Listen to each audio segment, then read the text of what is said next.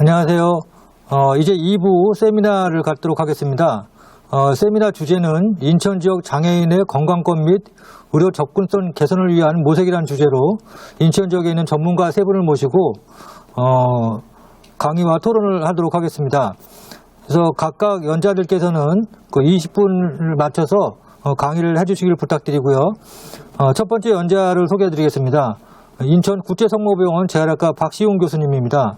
박시웅 교수님은 국립재활병원에서 2019년부터 2010년까지, 1998년부터 2010년까지 뇌졸중 재활과장을 역임하셨고, 그 후에 명지 친회병원 원장님을 거쳐서 2015년부터 카톨릭 관동대학교 국제성모병원 재활학과 교수님으로 현재까지 재직 중에 계십니다.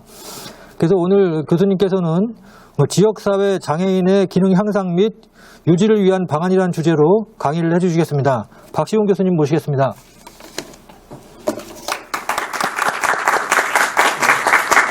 감사드립니다. 제가 오늘 말씀드릴 주제는 지역사회 장애인의 기능 향상 및 유지를 위한 방안입니다.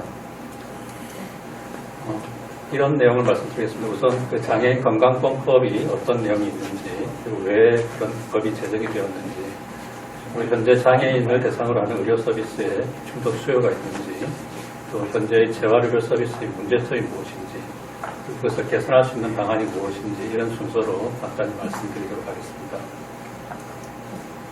먼저 장애인 건강권법을 좀 살펴보겠습니다. 2017년도에 제정이 됐는데요. 장애인 건강권 및 의료 접근성 보장에 관한 법률, 약칭으로 장애인 건강권법이라고 되어 있습니다. 이 법은 장애인의 건강권 보장을 위한 지원, 장애인 보건관리 체계 확립 및 의료 접근성 보장에 관한 사항을 규정하여 장애인의 건강 증진에 이바지 하는 것을 목적으로 한다고 되어 있고요.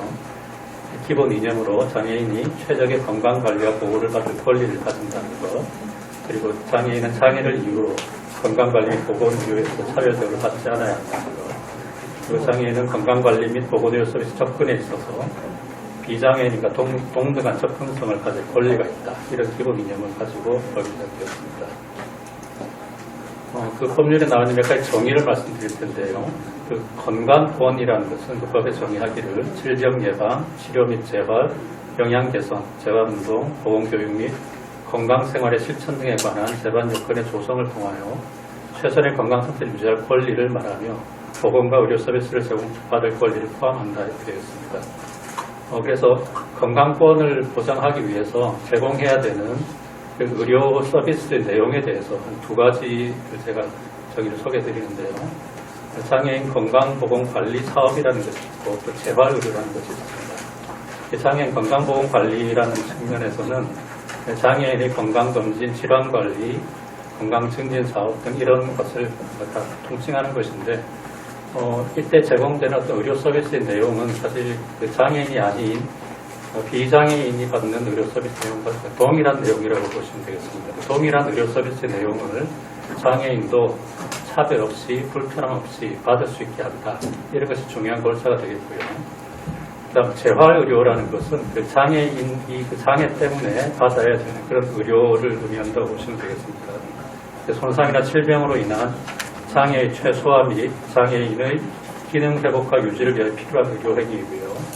그래서 법적으로 등록된 장애인뿐 아니라 앞으로 이제 장애인 등록이 예상되는 모든 환자들을 다 대상으로 합니다. 그래서 재활의료라는 것은 이 의료 공급 측면에서는 주로 재활의학과에서 제공되는 의료 이렇게 이해하시면 될 것 같습니다. 그런데 한 가지 좀 말씀드려야 될 것은 그 장애 유형이 굉장히 다양하기 때문에 이제 시각장애나 청각장애 같은 경우에는 해당되는 의료 행위가 그 공급 측면에서는 좀 재활의료랑 좀 다릅니다. 재활의학과에서 제공된다기보다도 안과, 이비인후과 이런 다른 과에서 제공이 되기 때문에 제가 오늘 말씀드릴 내용은 주로 재활의료에 관한 것인데 그런 내용까지 포함이 안 되고 주로 재활의학과에서 제공하는 재활의료에 대해서 제가 주로 말씀드릴 거고요. 또 전반적인 장애인 건강관리에 대해서는 아마 다음 연사께서 말씀해 주실 겁니다. 그래서 지역장애인 보건의료센터는 이런 일들, 건강검진, 진료, 재활 등 의료 서비스를 제공하고 사업을 지원하고 교육하고 훈련하고 그 전문 의료 서비스를 제공, 여성장애인에게 의료 서비스를 제공하는 이런 포괄적인 일을 하도록 되어 있습니다. 네. 그래서 오늘 그 인천 지역 장애인 보건의료센터 개소식에서 저는 그 재활의료에 대해서 좀 말씀드리겠습니다. 왜 이런 장애인 건강보험법이 생겨났는지 그 배경을 조금 살펴보면요. 이 법이 생길 그 무렵에 2017년도에 그 고사연에서 장애인의 건강한 삶 정착을 위한 건강권 증진 방안 연구를 보고서를 냈습니다. 그 보고서 내용을 좀 살펴보면요. 그 장애인과 비장애인을 비교했을 때 그 스스로 건강하다고 인지하는 그 양호한 건강 인지율, 양호하다고 생각하는 그 인지하고 있는 사람의 비율이 유의하게 차이가 납니다. 장애인들은 비장애인들에 비해서 스스로 건강하다고 인지하는 사람이 유의하게 적다라는 뜻입니다. 그리고 만성질환도 그 비장애인에 비해서 장애인들은 만성질환을 가지고 있는 비율이 유의하게 더 높은 것으로 조사가 됐습니다. 일단 스스로 인식하는 거나 실제로 어떤 만성질환 자체가 장애인에서 더 많다라는 것이고요. 그리고 노화 관련된 연구를 국립자원에서 실시한 것이 있는데 그 지금 그래프 보시면은 이 파란색 그래프가 비장애인이고 빨간색 장애인인데요. 장애인에서 노화 관련된 질환이 비장애인에 비해서 모든 연령층에서 더 많이 나타나고 있습니다. 그래서 아마 관련된 결과일 거로 생각되는데 이 사망률 역시 모든 연령층에서 더 높은 것으로 나타나고 있습니다. 이 내용은 두 가지로 해석이 가능합니다. 일단 장애인이 노화와 관련된 질환이 생겼기 때문에 그것 때문에 장애인이 된 것이라서 조사해 보니까 장애인들에게 노화 관련된 질환이 많다 이렇게 생각할 수도 있고요. 또 장애인이 이 장애를 가지고 그 노화가 되는 과정에서 그 장애가 또 심해지는 그러면서 노화 관련된 질환이 또 생기는 그런 것으로 또 이해할 수도 있겠습니다. 그러다 보니까 우리 사회가 지금 고령 사회인데 그 고령화 수준 자체가 일반 인구와 장애인의 비율이 많이 다릅니다. 일반 인구에서는 그 고령화 비율이 15% 정도인데 비해서 장애인 인구를 놓고 보면은 48%에 달합니다. 즉 이제 장애인들이 그런 그 나이가 들면서 이제 장애를 가지게 되는 사람이 많다 이런 뜻으로 읽힐 수도 있고요.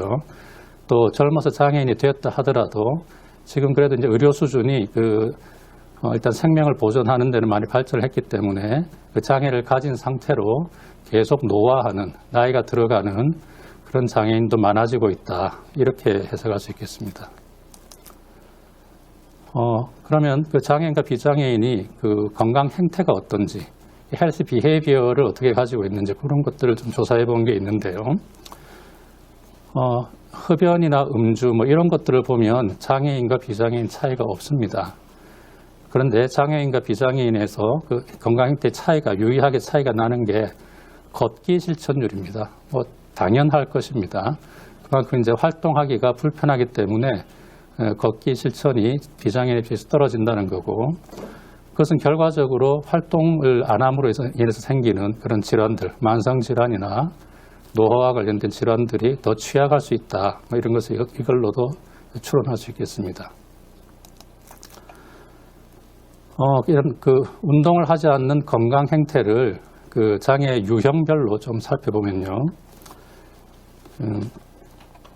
그 현재 운동을 하지 않은 주된 이유 중에 장애가 심해서 하지 못한다라는 응답을 한 사람이 한 28% 정도 됩니다. 근데 이제 유형별로 보면 조금 유형별로 차이가 좀 나는데요. 장애가 심해서 운동을 못한다는 비율이 많은 유형이 뇌병변 장애가 상당히 높고요. 그리고 심장장애 같은 이런 내부 질환 장애가 있는 장애인들도 장애 때문에 운동을 못한다라는 그 응답이 높습니다. 지체 장애가 있는 분들이 몸이 불편해서 운동하기 어려울 것 같긴 한데 퍼센테이지 자체는 다른 앞서 말한 장애보다 이제 퍼센트는 더 낮습니다만 이제 장애인 운동을 시키고자 한다면 어떤 그런 프로그램을 개발한다면 사실 수요의 양 측면에서는 지금 우리나라 등록 장애인의 비율을 보면 46% 이상이 이제 지체 장애인이고요. 그 뇌병변 장애인도 주로 이제 신체적인 그 기능 장애를 갖고 있기 때문에 합치면 거의 50% 정도 여기에 해당됩니다. 그래서 그 어떤 장애인들을 위한 운동 프로그램들은 이 상당히 그 많은 수의 장애인들에게 수요의 양적인 측면에서는 지체장애인에도 꽤 많이 도움이 될 거라고 생각이 됩니다. 장애인의 건강 상태가 이렇다 보니까 의료 서비스 이용도 당연히 많습니다. 비장애인에 비해서 더 서비스 이용 많이 하는데 특별히 입원을 이용하는 그 비율이 유의하게 더 높고요. 그러다 보니까 개인적으로 지출하는 의료비도 비장애인에 비해서 장애인이 유의하게 높습니다. 그 입원하는 비율도 전 연령대에 거쳐서, 전 생애 주기에 거쳐서 장애인에서 비장애인보다 더 높은 것을 이 그래프를 보면 알 수 있습니다. 장애 유형에 따라서 의료 서비스 이용의 차이가 있느냐 이런 것을 보면 여러 가지 유형들 중에 특히 신체 외부 장애, 지체 장애나 뇌병변 장애에 해당이 되겠는데 신체 외부 장애나 그 내부 장애, 심장, 호흡기 이런 걸 말합니다. 그런 경우에 이제 진료를 필요로 하는 비율이 더 높은 걸로 나와 있고요. 반면에 이제 건강검진이나 구강검진 같은 경우는 정신장애나 발달장애, 정신장애에서 특별히 더 낮은 것으로 이렇게 좀 나와 있습니다.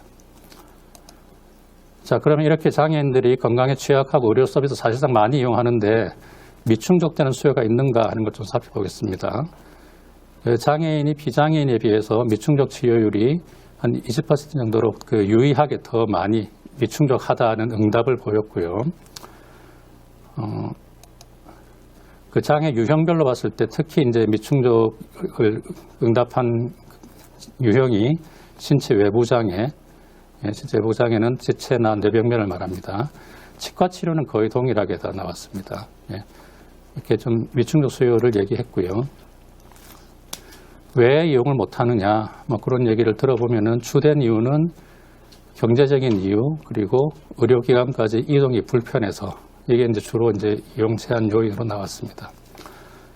그럼 이제 재활의료에 조금 포커스를 맞춰서 보겠는데요. 현재 재활치료를 이용하고 있느냐, 재활의료 서비스를 받고 있느냐, 받고 있지 않다면 이유가 뭐냐 이렇게 물어보니까 사실 거의 한 70%에 해당하는 장애인은 더 이상 치료가 필요가 없어서 안 한다, 뭐 이렇게 응답을 했습니다. 그런데 이제 이것도 유형별로 상당히 차이가 있는데요. 단일 필요가 없어서 재활치료를 이용하지 않는다라고 응답한 비율이 특별히 낮은 데가 뇌병변 장애가 특별히 낮습니다. 그리고 그 자폐성 장애, 발달 장애죠. 이것도 조금 다른 유형들에 비해서 좀 치료 필요가 낮은 것으로 그렇게 되어 있습니다. 반면에 이제 그 내부 장애는 치료 필요성은 치료는 잘 받고 있다고 생각이 되는데요. 아까 앞에 그 운동 행태를 봤을 때 운동이 못하는 것과는 조금 다른 결론입니다. 이건. 자, 여기까지 좀 문제점을 살펴봤고요. 그러면 재활의료에 좀 초점을 맞춰서 현재 재활의료는 뭐가 문제가 있어서 이러냐 하는 것 좀 보겠습니다. 재활의료의 역할이라는 것은 그 어떤 질병이나 장애로 갑자기 장애가 발생했을 때 그 치료를 하지 않았을 경우에 계속해서 장애를 가지고 살겠지만 재활의료를 통해서 병 전까지는 아니더라도 최적의 상태로 기능을 향상시켜주는 것을 말하고요. 그래서 재활의료에는 급성기와 여기는 아급성기라고 되어 있는데 회복기라고 보시면 될 것 같고요. 급성기와 회복기와 만성기에 이르기까지 이 컨티뉴엄 오브 케어가 굉장히 중요합니다. 영속적인 케어가 있어야 결국 그 일상생활, 사회 복귀가 가능할 것입니다. 그래서 재활치료의 단계를 보면 이제 급성기 재활, 회복기 재활, 만성기 재활 이렇게 나눠서 볼 수 있는데 이런 그 시기별로 어떤 재활이 일어나는 장소가 지금 우리 시스템에서는 급성기 재활이 급성기 병원에서 일어난다면 회복기 재활은 급성기 병원이나 전문 재활병원, 권역별 재활병원 이런 것에서 일어난다고 볼 수 있고요. 만성기 재활이 주로 일어나는 곳은 기관으로는 요양병원, 그리고 지역사회에서는 CBR 프로그램이 되겠습니다. 그런데 이런 만성기 재활에서는 그 WHO의 그 국제기능장애 건강 분류에서 어떤 신체 기능과 구조보다는 활동이나 참여가 훨씬 더 강조되는 그런 시기라고 말할 수 있겠습니다. 그래서 재활치료의 단계에서 그 내용을 다시 보자면 저는 신체 기능과 구조를 최대한 회복시키는 것에 초점이 맞춰져 있고요. 회복기 재활에서는 신체 기능 손상이 있는 상태에서 어떻게 활동을 늘릴 것인가 여기에 초점이 맞춰져 있고요. 만성기 재활에서는 어떻게 참여를 늘릴 것인가, 그리고 건강하게 살 것인가, 건강 관련된 삶의 질, 이런 것들이 좀 강조가 되는 시기입니다. 뇌졸중의 모델을 제가 하나 좀 보여드리겠는데요. 뇌졸중의 장애 예방을 하나의 그림으로 나타낸 겁니다. 건강한 상태에서 질병을 얻게 되고, 거기서 신체 기능 손상이 오게 되고, 활동 제한이 오고, 참여 제약이 오고, 이렇게 이제 점점 장애가 심화되어 가는데, 각 단계별로 이제 꼭 필요한 전략이 건강에서 질병으로 가는 것은 당연히 예방 차원이겠죠. 질병의 예방일 거고요. 병이 생겼을 때 신체 기능 손상을 최소화하려면 급성기 치료, 응급 치료가 적절하게 되어야 되겠고요. 또 신체 기능 손상이 활동 제한으로 이어지지 않게 하려면 그 회복기의 재활 서비스가 적절하게 되어야 되겠고요. 이 활동 제한이 참여 제약으로 연결되지 않게 되려면 만성기에도 지속적인 재활 치료가 필요하다, 이렇게 말할 수 있겠습니다. 근데 현재 재활의료 공급 체계의 문제점은 2015년도에 서울대에서 보고한 것인데, 지금은 좀 그 이후에 좀 많이 개선되긴 했습니다. 하지만 뭐 비슷한 문제들 여전히 존재하는데요. 일단 장애가 발생하고 나서 입원 재입원을 계속 반복한다라는 이런 문제가 하나 있고요. 요양병원으로 전원하게 되면서 또 재활치료를 충분히 받지 못하게 되는 문제, 그리고 소아재활의료는 공급이 좀 적은 거, 그리고 특정 분야들, 특히 심장질환 같은 경우에는 공급이 없는 거, 그리고 전반적으로 외래와 방문 재활 치료가 없다. 그렇게 주로 입원 치료만 주로 제공되고 있다, 이렇게 이해하시면 되겠습니다. 그 결과가 여러 데이터들로도 나타나는데, 대한뇌신경재활학회에서 했던 코리안 브레인 리빌리테이션 레지스트리라는 사업이 있었습니다. 그 사업의 결과를 보면 뇌 손상이 있는 환자들 처음에 치료하고 집으로 퇴원하는 비율이 대략 평균적으로 한 36%, 35.7% 이 정도밖에 안 된다고 조사가 됐습니다. 반면에 이제 미국의 경우를 보면 퍼센트 차이가 많이 나는데요. 집으로 퇴원하는 비율이 전체적으로 80%가 넘습니다. 물론 미국의 재활병원은 이제 인디케이션이 조금 더 스트릭트하기 때문에 똑같이 비교하기 어렵긴 합니다만, 그걸 감안하더라도 이 집으로 퇴원하는 비율이 엄청나게 차이가 있다는 거고, 이거는 우리나라 재활의료가 환자를 집으로 잘 돌려보내지 못하고 있다, 이런 것을 시사한다고 볼 수 있습니다. 근데 이런 병원 재원이 길어지는 게 조사를 해보니까 과거보다 80년대, 90년대보다 2000년대 올수록 더 길어지고 있는데요. 조금 유념해 보실 게, 장애가 심한 사람이 오래 있는 것은 당연한 건데, 젊거나 교육을 많이 받았거나 재활치료를 경험을 많이 한 사람일수록 더더욱 더 재활치료를 받는 것을 선택한다는 이런 내용이 있습니다. 그래서 재활치료 공급이 늘어난 것은 다행인 일이긴 하지만, 그 재활치료가 계속 재활치료 수요를 만들면서 사회 복귀시키는 데는 좀 실패하고 있는 게 아닌가, 이런 생각이 드는 대목입니다. 그래서 병원에서 지역사회 이행 단계로서의 프로그램들이 좀 중요한데요. 병원 중심에서 이제 치료를 쭉 하다가 이제 만성기로 넘어가면은 지역사회 중심의 치료가 되어야 됩니다. 그런데 요 단계가 어려워서 이제 이행 단계의 프로그램이 적절하지 못한 게 하나의 문제라고 할 수 있겠습니다.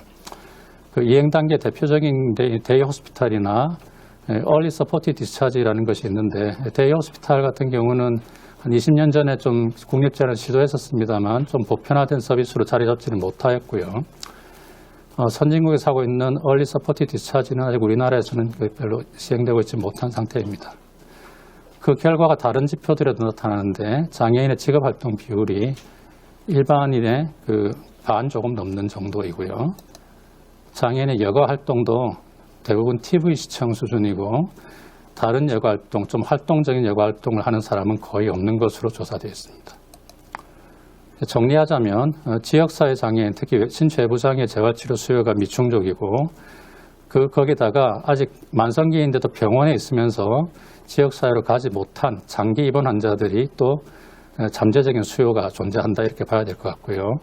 직업활동과 여가활동을 위한 서비스가 부족하고, 운동을 시킬 수 있는 건강한테 개선을 위한 서비스가 부족하고, 또 지역사회 장애 아동을 위한 서비스가 부족하다, 이렇게 좀 정리할 수 있겠습니다. 그럼 이것을 개선하려면 어떻게 해야 될지 간단하게 말씀드리겠습니다. 우선 중점적으로 고려해야 될 것을 다시 좀 강조드리면, 만성기의 재활치료는 건강에 초점이 있다라는 겁니다. 그 장애를 없애는 것이 아니라 장애가 있는 상태에서 건강하게 살도록 하는 게 초점이 있고요. 또 그 디서빌리티를 가진 장애를 가지고 계속 나이 들어간다는 거, 그 점을 좀 염두에 둬야 되고요. 그다음에 파티시페이션, 참여에도 초점을 둬야 되는데 그 참여는 직업적인 활동이나 비직업적인 여가 취미 활동을 다 포함해야 하겠습니다. 그래서 제언을 몇 가지 좀 드려보겠습니다. 우선은 그 통원 재활 서비스가 너무 부족하다는 생각이 듭니다. 그래서 이런 센터에서 그 해당 지역의 종합병원이나 병원이나 보건소복지관 등 서비스 체계가 정비하고 또 정보 통합할 필요가 있겠고요. 우리나라에서는 이제 의료기관에서 이제 병원은 주로 입원 치료, 의원은 통원 치료 이렇게 하고 있습니다만 사실 재활의료에서는 의원급에서 재활학과 의원에서는 그런 서비스 제공하기 쉽지 않습니다. 그래서 병원에서 좀 통원 치료를 할 수 있도록 좀 지원을 할 필요가 있고 장애인들이 병원에 갈 수 없기 때문에 이송 수단을 제공할 필요가 있습니다. 그리고 병원에서 지역사회로 이행을 촉진하기 위한 그런 프로그램이 좀 필요한데요. 그 현실 실태 조사도 좀 필요할 것 같고 서포트 디스차지를 이제 좀 시범 사업으로 할 수 있지 않을까 생각합니다. 재원 외 통원 치료 연계하고 보조기기 센터나 주거 환경 개선하고 장기 요양 서비스 연계하는 거 이런 일들을 잘 못하고 있는 것 같습니다. 뇌졸중을 예를 들어보면 우리나라 지침에 사회복지를 위해서 이런 내용들을 제공하라고 되어 있습니다만 대학병원에서는 집으로 가는 환자가 적어서 별로 제공할 기회가 없을 거고 또 요양병원에서는 아마 이런 것들 다 제공할 만한 역량이나 시설이 부족해서 안 될 것입니다. 그래서 이런 것들을 좀 센터에서 조금 해주시면 좋을 것 같습니다. 그다음 두 번째로 직업복귀 지원 서비스도 좀 개발해야 되겠는데요. 직업재활과 상담 서비스가 필요합니다. 지금 장애인 복지관에 직업재활 서비스가 있는데 주로 이제 직업 알선 수준의 일을 많이 하고 있는 것 같고 실제로 후천적 장애인이 90% 이상이 되는데 그분들이 장애가 생긴 이후에 자기 직업으로 다시 돌아가는 거 그걸 지원하는 양이 많이 부족합니다. 그래서 재활학과 전문의와 사회복지사, 작업치료사가 좀 팀이 돼가지고 이런 서비스를 개발해 주면 좋겠고요. 또 여가활동을 지원하기 위해서 특히 작업치료에서는 여가활동 중심 프로그램들이 좀 개발이 됐으면 합니다. 그리고 세 번째로 그 심장이나 호흡기 질환 등 중증 내부 질환 장애인들은 실제로 운동이 필요한데 본인도 그걸 필요하다고 인식하지 못하는 경우가 많은 것 같습니다.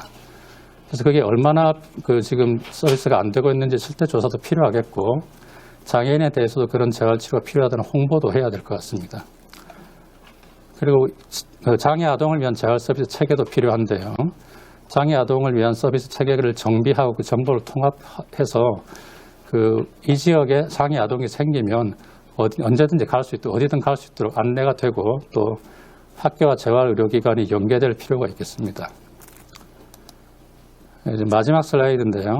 아마 오토다케 히로타다의 오체불만족이라는 책을 아실 겁니다. 태어나면서도 팔다리가 없는 장애인인데 일반 학교에 다니면서 자기 경험을 이렇게 소개합니다. 아마 장애인이 있으니까 장애가 없는 아동들의 부모들이 걱정을 했던 모양입니다. 그런데 실제로 자기가 있음으로써 그 학교 친구들이 학업을 할 때나 뭐 놀이를 할 때나 다 자기를 배려하고 더 이제 학급의 분위기가 좋아지는 경험을 소개합니다. 그러면서 따뜻한 사회를 만드는데 장애인의 구세주가 아닌가 이런 얘기를 합니다. 그래서 저희 우리 지역 장애인 보건의료센터가 우리 사회를 더 따뜻하게 하는 그런 역할을 잘 해주실 것을 기대해 보겠습니다. 경청해 주셔서 감사합니다.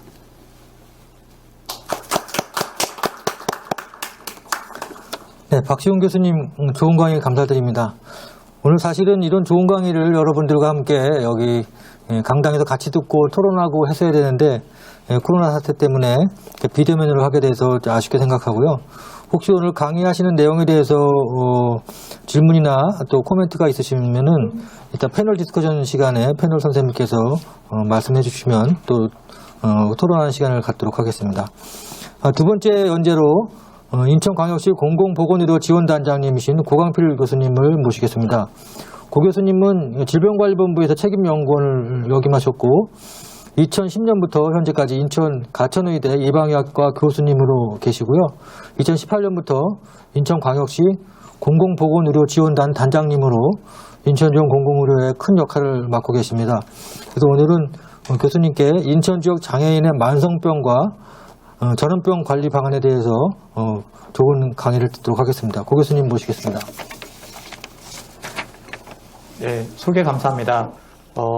오늘 말씀드릴 내용은 인천 지역 장애인의 만성병하고 전염병의 관리 방안입니다. 사실 제목이 너무 굉장히 폭넓고 거창해서요.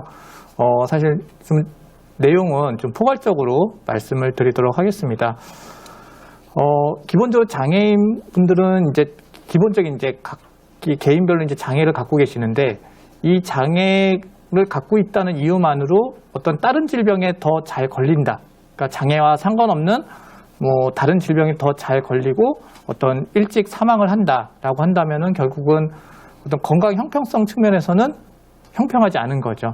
그래서 이런 부분들을 개선하기 위해서 어떤 방안들이 그리고 인천 지역에서는 어떤 노력들이 이루어지고 있는지 그리고 뭐가 필요한지를 중점적으로 말씀드리도록 하겠습니다. 장애인 건강관리 사업에서 나온 자료인데요. 장애인과 비장애인의 만성질환 유병률을 보시게 되면은 장애인 분들은 비장애인에 비해서 비만 인구도 더 높고요. 그 다음에 고혈압 인구도 많고 당뇨병을 가지고 계신 분들도 더 많습니다. 네, 그래서 비만, 고혈압, 당뇨병, 우리가 흔히 얘기하는 이제 만성질환의 대표적인 질환들이죠. 이러한 유병률이 높고요. 그래서 이러한 어떤 고혈압, 당뇨, 비만 인구가 많음으로 인해서 어떤 사망률에도 이제 영향을 주게 됩니다. 장애인 혹은 전체 인구를 봤을 때 사망 원인, 사망하게 되는 원인은 사실 순위는 동일합니다. 1등은 암, 2등이 심장질환, 동일하진 않네요. 죄송합니다. 1등이 암은 동일하고요. 심장질환, 뇌혈관 질환이 서로 차이가 있긴 하지만 보시게 되면 인구 10만 명당 사망률을 보시게 되면은 전체 인구 집단에 비해서 장애인에서의 사망률이 월등히 높다라는 것을 보실 수가 있습니다. 또 인천 지역 장애인의 사망 원인별 사망률을 보시게 되면은 네, 전체 인구에 비해서도 확실히 높다라는 걸 알 수가 있습니다. 뭐 전체 장애인에 비해서는 인천 지역 장애인들의 사망률이 낮긴 하지만 그래도 일반 인구 집단에 비해서는 높다라는 걸 보실 수가 있습니다. 그래서 이러한 사망률이 높은 원인 혹은 고혈압, 당뇨가 많은 원인이 뭐 여러 가지 측면에서 찾아볼 수가 있겠죠. 그러니까 만성질환이 잘 생기는 어떤 생활습관 이런 부분들이 취약한 부분이 있을 수도 있고요. 아니면 질병을 진단하는, 그러니까 빨리 진단해서 빨리 치료를 해야지 건강해지잖아요. 이러한 진단하는 데 있어서의 문제점이 있는지 혹은 진단은 잘 됐는데 치료를 제대로 못 받아서 그런 건지 뭐 이런 여러 가지 요인별로 좀 볼 수가 있을 텐데요. 그래서 이러한 요인별로 보시기 전에 장애인의 어떤 사망시 평균 연령을 보시면은 네, 평균 연령이 75.6세에 해당이 되고요. 인천 데이터를 보면은 한 1세 정도 좀 일찍 사망하는 걸로 나타나게 됩니다. 그래서 아까 말씀드렸다시피 어떤 요인들, 생활습관 요인이냐, 아니면 검진을 잘 못 받아서 그러느냐, 조기 진단이 안 되느냐, 아니면은 병원을 잘 이용을 못 하느냐, 이런 측면에서 한번 보도록 하겠습니다. 앞서 교수님께서 말씀해 주셨다시피 신체활동 실천 일수입니다. 전체 장애인의 77만 명 정도 되는데 신체 활동을 전혀 하지 않는 빵일이죠. 이제 일주일 동안에 고강도의 신체 활동을 하는 날이 며칠이나 되는지를 조사를 해봤었는데 하루도 안 한다. 전혀 운동을 하지 않으신 분이죠. 77만 명 중에 54만 명 정도 되고요. 약간 중간 정도의 강도의 신체 활동도 전혀 하지 않으시는 분이 거의 50%에 해당이 됩니다. 이렇게 신체 활동, 뭐 여러 가지 장애 요인을 갖고 있기 때문에 결국은 신체 활동에 어떤 제한이 있을 수밖에 없죠. 이런 것들은 이제 비만으로 나타나게 되고 결국은 만성 질환이 많이 생기게 되는 그런 요인들이 되겠습니다. 그다음에 이제 또 하나는 어떤 질병이 생겼을 때 빨리 진단이 되면은 빨리 완치가 되거나 아니면 합병증을 늦출 수가 있을 텐데요. 이제 그러한 역할을 하는 게 이제 건강검진입니다. 건강검진인데 뭐 우리나라에서는 이제 국가에서 건강검진 프로그램들이 이제 전 생애 주기에 분포를 하고 있는데요. 보통 이제 일반 건강, 어른들이 하는 일반 건강검진, 암검진, 생애 전환기 검진 이렇게 볼 수 있는데요. 장애인의 건강검진 수검률이 한 10여 % 정도 떨어지죠. 네, 2016년, 2017년 마찬가지입니다. 한 13, 14% 정도 검진 수검률이 낮고요. 암 검진율도 네, 한 6%, 7% 정도 네, 낮다라는 걸 보실 수 있습니다. 생애 전환기 검진도 마찬가지죠. 한 10% 정도 수검률이 떨어집니다. 이런 수검률이 떨어지는 거는 어제 오늘만의 일이 아니고요. 사실 계속 꾸준히 과거부터 지금까지 계속 유지되고 있습니다. 보시면은 개선이 안 되죠. 그죠? 네, 65에서 오히려 떨어지는 추세고요. 암 검진만 조금 증가하는데 뭐 50%도 채 되질 않습니다. 자, 인천 데이터를 보면은 뭐 한 평균 정도 되는 것 같아요. 한 65.6% 정도 네, 건강검진 수검률을 보여주고 있습니다. 그다음에 이제 의료 이용을 보시게 되면은 전체 의료 이용을 보게 되면은 장애인분들이 어떤 외래나 입원 이런 것들이 많을 수밖에 없습니다. 기본적으로 장애를 갖고 있기 때문에 장애에 대한 치료 그 외에 이제 만성 질환을 많이 앓고 있기 때문에 자, 의료 이용이 많을 수밖에 없는데요.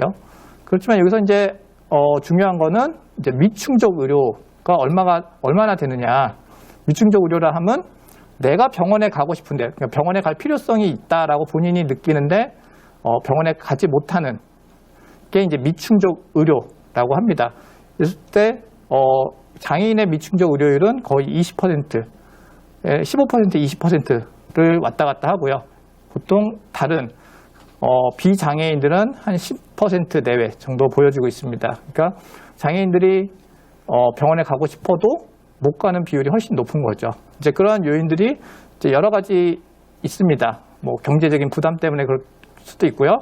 아니면 어떤 의료진의 어떤 장애에 대한 이해가 부족해서 그렇다라고 대답하시는 분들도 많고, 네, 경제적인 이유, 그다음에 병원에 어떤 장애인이 갈 수 있는 시설이 부족하다 이렇게 응답해 주시는 분들도 꽤 많습니다. 그래서 의료 이용에 있어서의 어떤 제한점들도 있습니다. 자, 그래서 사실 지금 현재 시국으로 보게 되면 이제 코로나19가 굉장히 장애인분들한테 취약계층, 장애인을 포함한 취약계층에 굉장히 어떤 불평등을 더 심화시키는 요인이 되고 있죠. 그래서 취약계층에 해당이 되고요. 이러한 취약계층에서의 어떤 감염률도 높고 그 다음에 의료 이용도 더 떨어지고 있다라고 알려져 있습니다. 실제로 코로나19 이후에 이제 국내 의료 이용 변화를 보게 되면은 뭐 30%까지 폭락을 했다라고 나와 있고요.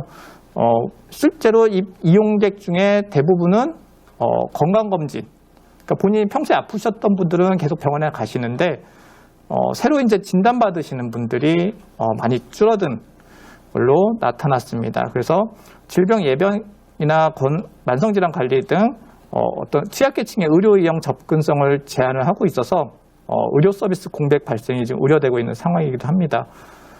자, 그렇다면 이제 코로나19와 장애인에 있어서의 어떤 만성질환, 그 다음에 감염질환에서의 코로나19죠. 코로나19에서 어떤 불평등을 초래하느냐. 뭐, 일반인들도 마찬가지겠지만, 네, 활동량이 감소했고요. 그 다음에 건강검진, 수급률이 감소를 하고 있고요. 그리고 병원을 가기를 이제 꺼려해요. 그래서 만성질환 관리가 어려워지고 있습니다.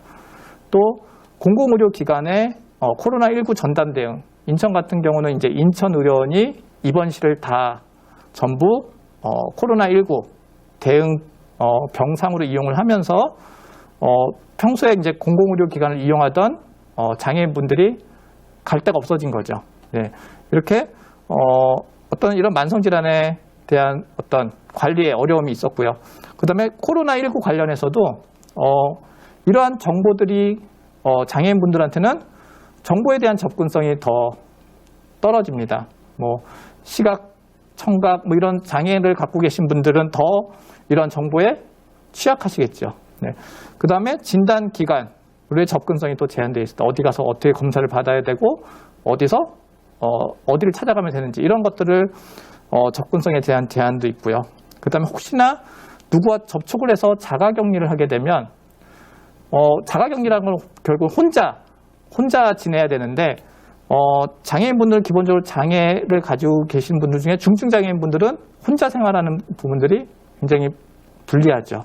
그리고 많은 분들이 시설이나 이렇게 단체로 거주하시는 분들이 많습니다. 집단으로 거주 시설에 사시는 분들이 많기 때문에 어떤 자가격리의 어려움도 있을 수 있고요. 그다음에 그쪽에서 환자가 발생을 하게 되면 집단 감염의 우려도 있는 상황입니다.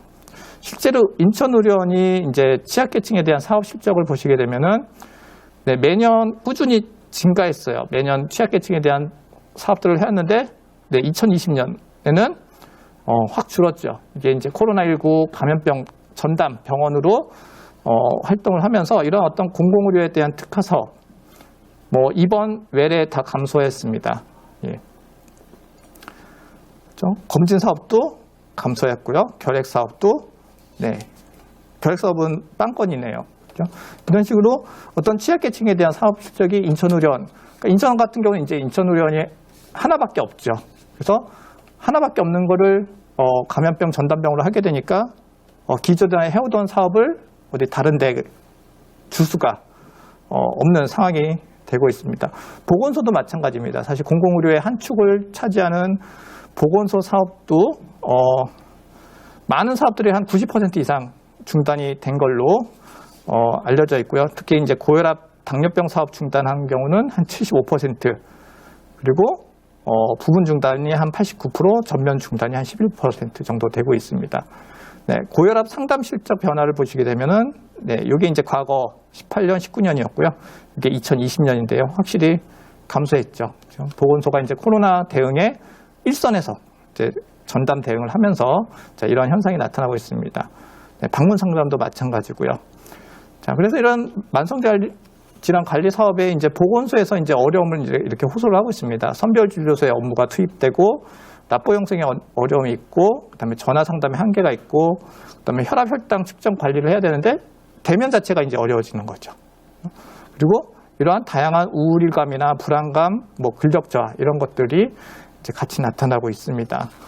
자, 그렇다면 이제 어떤 장애인에 대한 어떤 의료 접근성 혹은 어떤 만성질환 혹은 감염병 질환에 대한 어떤 대응 방안을 위해서는 여태까지 정책이 없었던 건 아니에요. 계속 꾸준히 제기되었고 실행을 하고 있는데 그게 아직 현 의료 제도 안에서 아직 자리를 잡고 있지 못하는 거죠. 그 대표적인 게 이제 장애인 건강 주치 제도입니다. 기본적으로 주 장애 관리 의사, 내가 어떤 장애를 갖고 있고 이 장애를 봐주는 의사가 있지만 다른 질환을 갖게 되면은 또 다른 병원을 가야 되고, 고혈압이 있으면 고혈압을 치료해주는 사람, 그 다음에 어디 관절이 아프면 관절을 보는 사람, 이렇게 식으로 가게 되면은 갈 때마다 자기가 어떤 장애를 갖고 있고 어떤 게 불편하고 이런 것들을 다시 처음부터 다 설명을 해줘야 되죠. 근데 병원에서는 또 나름 또 3분 진료 이렇게 제한된 시간 안에서 환자를 봐야 되기 때문에 이런 게 원활하지가 않아요. 그래서 장애인 건강 주치 사업을 하고 있고요. 그래서 어떤 이런 건강 주치의는 모든 질환을 다 보는 게 아니라 필요하면 더 전문가한테 혹은 필요한 의사한테 어떤 연결을 해주는 연결고리 역할을 해줄 수 있는 거죠. 그래서 그렇지만 이게 활성화되어 있지는 않아요. 인천 지역 같은 경우는 지금 현재 17개의 병원, 의원만 지금 하고 있고요. 아마 장애인분들도 이런 게 있는지 잘 모르시고 또 의료진도 이런 걸 잘 모르고 있습니다. 그래서 이런 부분들이 여러 가지 장애 요인이 있어요. 의료 수가 문제도 있고요.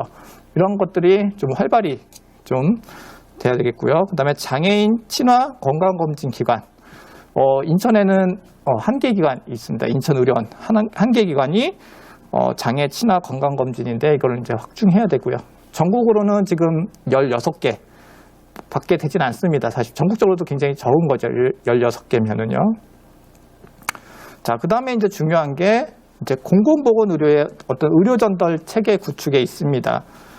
자, 여기 보시게 되면은 이제 가운데 이제 권역 책임 의료기관이 있어요. 이 권역은 인천 권역을 얘기합니다. 인천시 전체에 어떤 공공보건 의료를 책임질 책임 의료기관을 하나를 선정을 합니다. 지금은 없었어요, 여태까지는.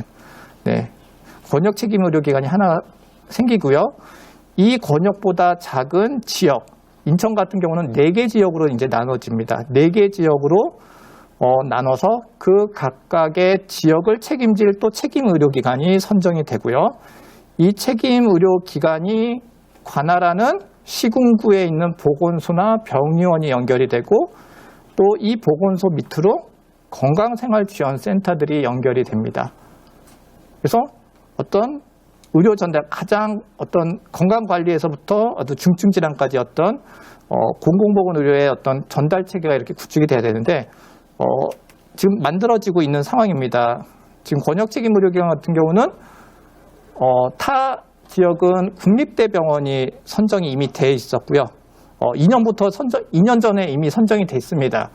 근데 인천 지역 같은 경우는 국립대병원이 없는 관계로 지금 민간의료기관에서 지금 공모 중에 있습니다. 그래서 곧 조만간 권역 책임의료기관이 선정이 되고요. 그 다음에 인천 지역 4개의 지역 책임의료기관으로 지역이 선정이 되는데 이 지역 책임의료기관을 맡는 곳은 지금 한 군데밖에 선정이 안 돼 있어요. 기본적으로 공공의료기관이 선정이 돼야 되는데 인천의료원 하나밖에 없죠. 그래서 4개 지역 중에 사실 1개 지역만 지금 선정이 돼 있는 상황이고요.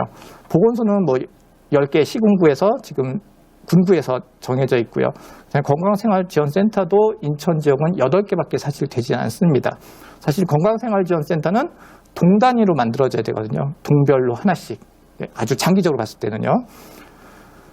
자, 그 다음에 이제 취약계층 건강안전망 강화입니다. 뭐 어떤 복지와 관련된, 그 다음에 의료와 관련된 부분들이 같이 연계가 돼가지고 공공의료복지연계센터가 이제 연계를 하는 거죠. 중심 코디네이터 역할을 하게 됩니다. 그리고 어떤 집으로 갈지, 외래 진료를 할지, 입원을 할지 이러한 것들을 이제 어떤 연결고리를 해주는 거죠. 그래서 어떤 지역과 병원 간의 어떤 연결고리를 만들어주는 게 좋고요.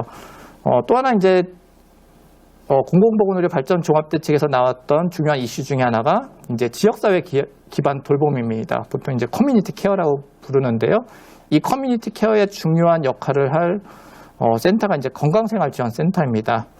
이제 보건소는 구마다 하나씩 있죠. 인천 같은 경우 군구마다 하나씩인데 이 보건소가 관리해야 되는 지역이 너무 넓은 거예요. 그렇기 때문에 최소한 동 단위로 밑으로 더 세분화해서 건강생활지원센터가 있어서 다양한 어떤 의료 혹은 건강관리를 위한 어떤 지원이 필요하다. 그리고 이게 건강지원센터, 보건소, 그 다음에 지역 책임 의료기관, 그 위로 이제 권역 책임 의료기관까지 연결되는 이런 의료 체계가 강화가 돼야 되겠다라는 걸 말씀을 드리겠습니다. 이게 2020년에 이제 인천복지재단에서 인천복지기준선을 발표를 했었는데요. 여기서 말씀드렸던 내용들이 많이 포함이 되어 있습니다. 특히 이제 어떤 공공의료에 대한 인프라가 이제 많이 부족합니다. 인천에서는. 현재 공공 부분이 병상으로 봤을 때 공공병원이 차지하는 비중이 5%밖에 되지 않습니다. 인천은. 타 지역에 비해서 공공의료의 비중이 좀 낮죠. 그래서 어떤 감염병 전담병원이라든지 그다음에 건강생활지원센터 확대, 그다음에 제2 인천의료원 또 중요한 문제입니다. 다른 지역 같은 경우는 의료원이 여러 개인 지역은 좀 코로나 환자가 좀 줄면 반은 코로나 대응을 하고요. 반은 기존에 해왔던 어떤 취약계층에 대한 보건 사업을 그대로 유지를 합니다. 근데 인천 지역 같은 경우는 의료원이 하나밖에 없기 때문에 여기서 하던 일을 어디 다른 의료원에 넘겨줄 수가 없는 상황인 거죠. 그래서 제2 인천의료원 혹은 뭐 더 나아가서 제3, 제4 인천의료원까지 설립이 되어야 될 것 같습니다. 네, 이걸로 제 강의는 발표는 마치도록 하겠습니다. 감사합니다. 네, 고광필 단장님의 좋은 발표 잘 들었습니다.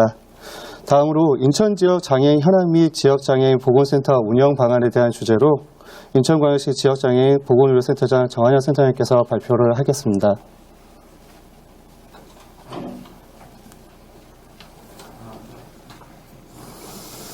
네, 안녕하세요. 오늘 두 교수님께서 강의를 너무 잘해주셔서 조금 겹치는 부분은 제가 넘어가면서 이제 강의를 해보도록 하겠습니다. 그래서 뭐 내용은 설립 근거는 뭐 법률적인 거는 아까 박준 선생님이 좀 많이 말씀해 주셨고요. 또 인천 지역 장애인 보건센터의 개요에 대한 거는 이제 센터 사람들은 많이 알고 계시지만 또 외부나 보건소에 계시는 오늘 줌으로 접속해서 드시는 분들한테 소개하기 위해서 잠깐 말씀드리고 또 제가 수집한 인천 지역 장애인 보건 현황에 대한 걸 좀 말씀드리면서 그걸 바탕으로 우리 보건의료센터가 어느 쪽으로 가야 될지 큰 틀의 방향을 한번 제시해 보고요. 여러 선생님들의 의견을 듣도록 하겠습니다. 아까 박지훈 교수님이 말씀하신 것처럼 장애인 건강권 및 의료 접근성 보장에 관한 법률에 의거해서 전국의 중앙장애인 보건의료센터와 지역장애인 보건의료센터가 설립이 됐습니다.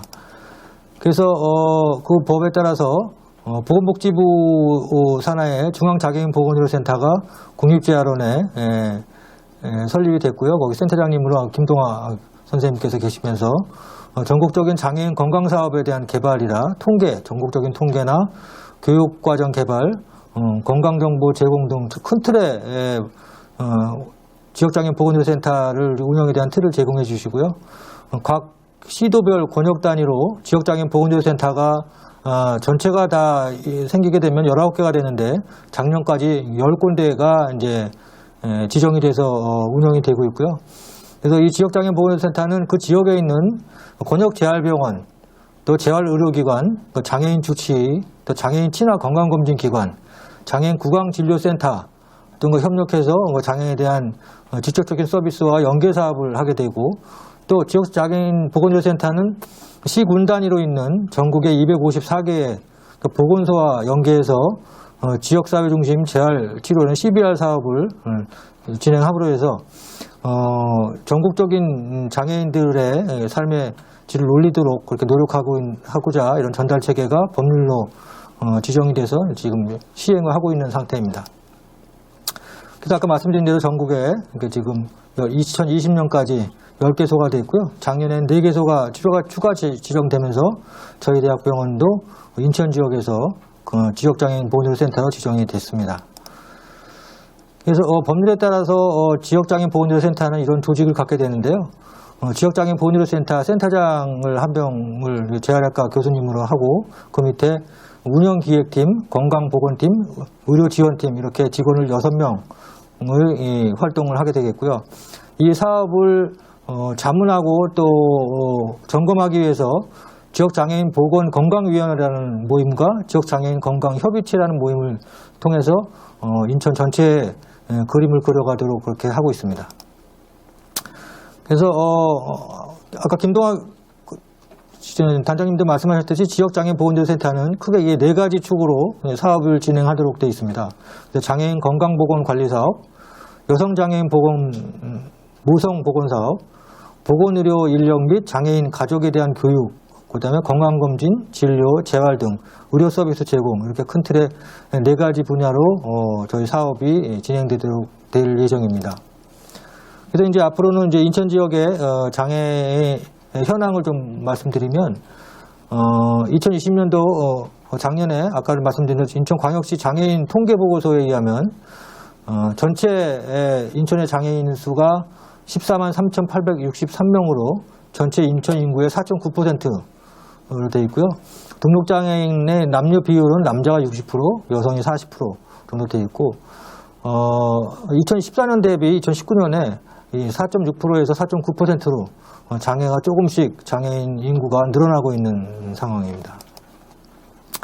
그래서 이걸 전국 데이터와 비교해보면 전국의 장애인의 평균치는 10만 명당 5,426명인데 인천은 4,829명으로 전체 전국적인 비교해보면 약간 낮지만 그러니까 수도권이라고 할 수 있는 서울은 4,062명, 또 경기도는 4,178명, 그래서 수도권에 있는 서울과 경기보다는 인천이 조금 높은 편이라고 할 수 있고요. 그다음에 중증 장애인 비율은 전체가 이제 전국적인 평균치가 20.2%인데 인천 지역이 19.4%로 전체적인 중증 장애인 비율은 전국적인 비율을 봤을 때는 아주 높은 편은 아닌 것 같습니다. 여기서 보시면 특히 특이할 부분이 경상북도라든지 강원도, 전라북도, 전라남도 지방으로 내려갈수록 장애인 수가 많은 양상을 보이고 있습니다. 수도권이 좀 적은 양상이고 그런 데이터를 보여주고 있고요. 그래서 인천은 행정구역 말고 사람이 살면서 이제 진료권으로 해서 가까운 병원을 이용하는 게 행정구역하고 붙어 있어도 뭐 예를 들면 계양구에 있어도 서구에 있는 병원이 더 가까우면 서구 병원을 이용하게 되잖아요. 그래서 그 지역에 사는 주민들이 주로 어느 의료기관을 이용하는지를 중심으로 해서 그 진료권 분석을 했더니 전국을 한 70개 정도로 나누어서 정부에서 보고한 데이터에 보면 인천은 10개 시군구를 이렇게 4개로 묶어서 4개의 중진료권으로 나눴습니다. 그래서 강원도와 서구를 합쳐서 서북부 진료권, 그 다음에 중구, 동구, 미추홀구, 옹진구를 묶어서 중부권, 그 다음에 계양구, 부평을 묶어서 동부권, 남동구, 연수구를 묶어서 남부권 이렇게 나누는데 인구는 뭐 전체 인구는 남부권이 제일 많지만 10만 명당 인구 10만 명당 장애인 수는 중부권이 제일 많습니다. 그래서 5,585명. 그 다음에 동부권이 계양구 부평 쪽이 5,061명. 그 다음에 서부권이 4,701명. 남부권이 4,399명.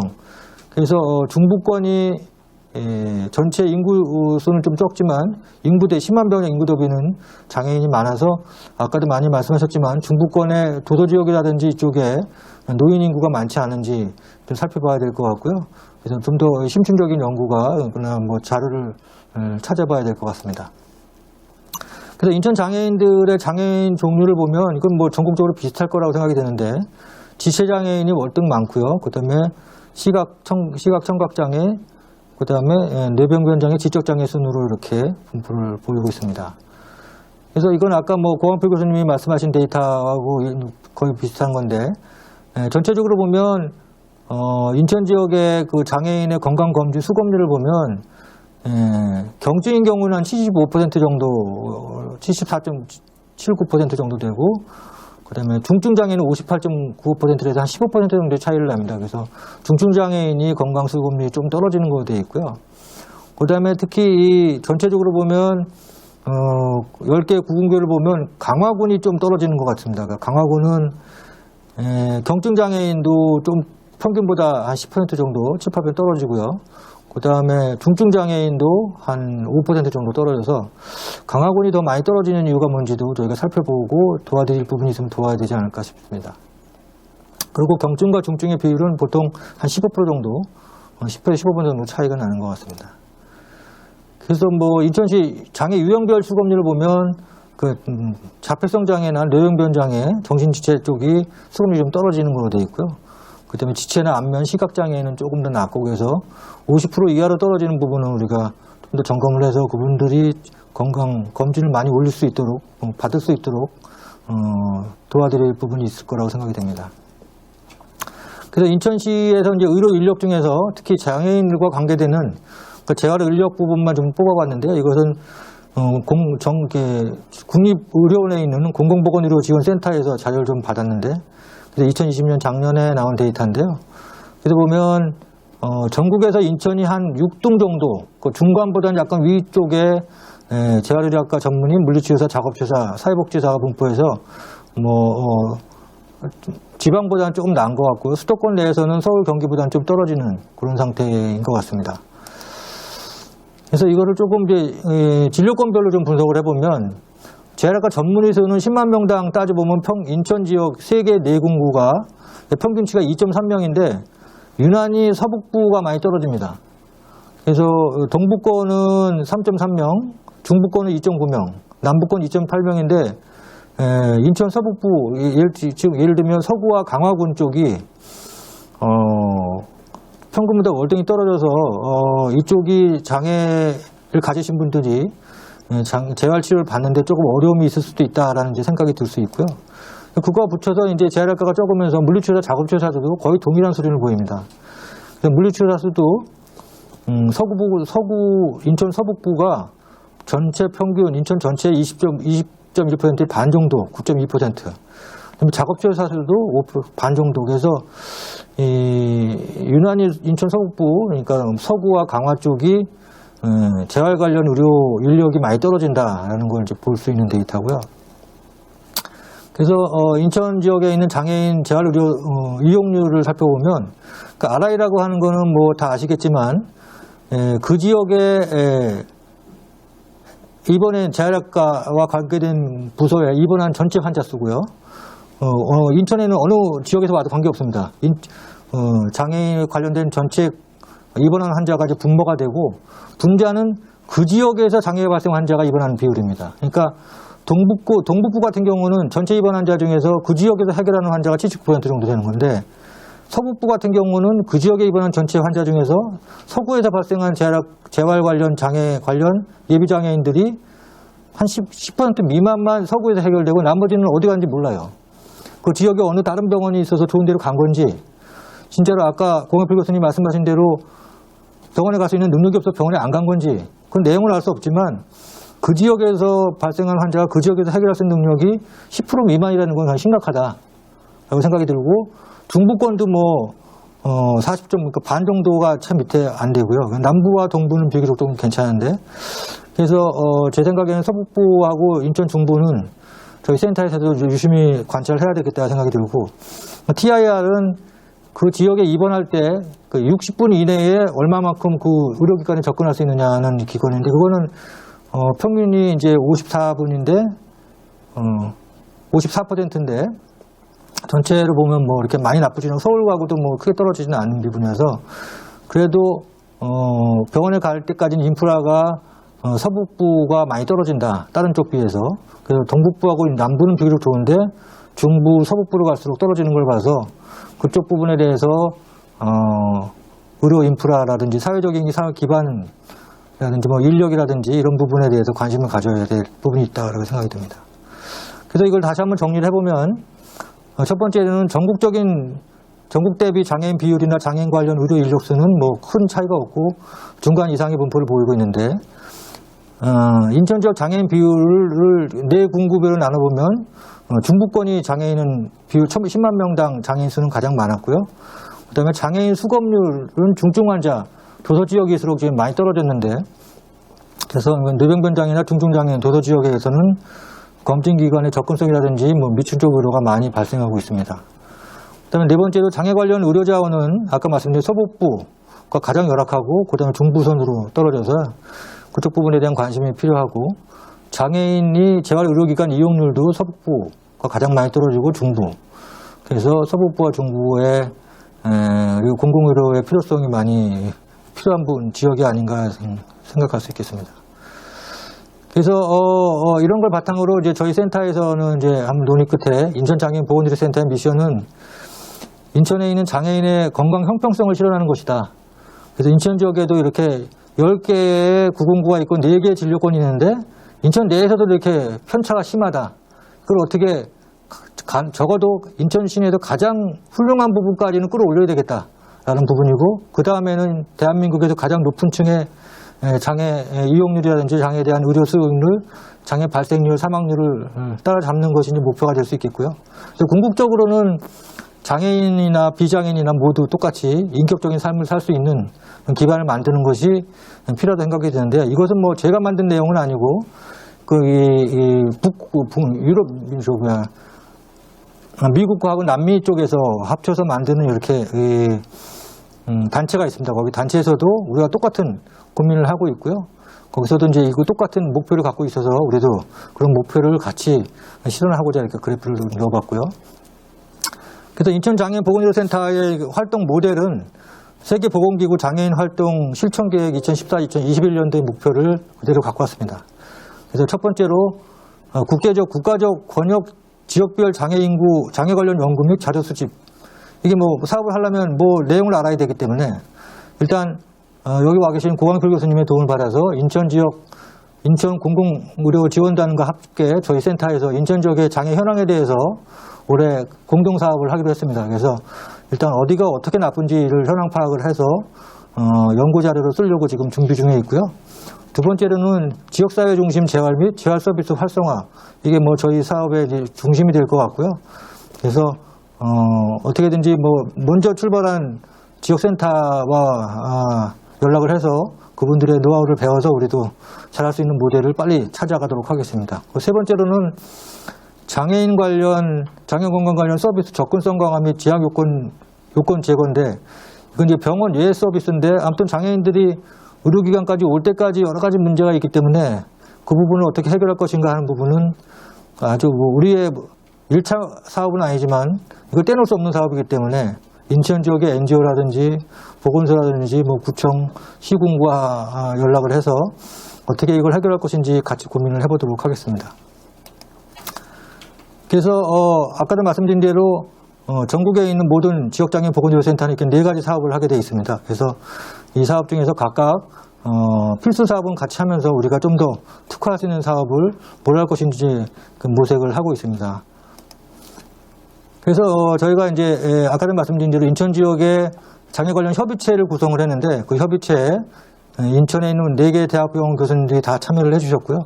그래서 인천을 끌고 가는데 인하대학 혼자서는 할 수는 없는 일이고, 그래서 인천에 있는 4개 대학병원 재활학과에서 다 협조해 주시기로 이렇게 의견을 모았습니다. 그래서 중부에 위치하고 있는 인하대학병원은 중부권을 좀 중심으로 이제 문제를 풀어가고, 남부에 위치하는 가천대 길병원의 재활학과는 남부 쪽에 문제를 좀 풀어가고요. 동북부에 위치하는 인천 성모병원은 그쪽에 또 부평과 계양구의 문제를 좀 풀어가고, 서북부에 위치하는 서구에 계시는 국제성모병원에서는 서북부와 강화도, 광화군을 얘기를 하면서 문제를 풀면서 어려운 점이 있으면 중앙센터인 저희가 나서서 일을 도와드리고요. 그래서 인천 전체의 장애인을 어떻게 끌고 갈 것인지를 같이 논의하는 그런 체계를 구축하고자 합니다. 그래서 여기 보시면 인천의 인하대학병원, 가천길병원의 이주광 교수님, 인천성모병원 김민욱 교수님, 국제성모병원의 박시훈 교수님, 그 다음에 브레덤 재활병원이 인천에 이제 재활의료기관이면서 여기 이제 장애인 주치의도 활성화 아주 열심히 하고 계시는 장진 원장님, 그다음에 인천의 경인의료재활센터라고 인천의 재활의료의 중심이, 공공의료 중심이 되고 있는 병원의 병원장님, 또 인천의 보건소 CBR 중에서 가장 활성화되고 잘하고 계시는 계양구 보건소의 이상수 주무관님, 그다음에 행정적인 공공재활 지원을 해주시기 위해서 인천시에서 또 참여하셔서 협의체를 구성해서 1차 모임을 가졌고요. 앞으로 계속 활성화할 예정입니다. 그래서 이런 걸 모아서 이제 올해하고 내년 정도의 사업 계획을 저희가 짜봤는데요. 그래서 일단은 아까 말씀드린 대로 인천시 공공의료 지원단과 함께 장애인에 대한 보건의료 관련 현황 파악 공동 연구를 진행하고, 두 번째로는 계양구 보건소 멘토보건소와 협력해서 또 다른 지역의 선발 주자들의 노하우를 배워서 인천 지역에 맞는 체계적인 CBR 사업 모델을 개발을 하도록 하겠습니다.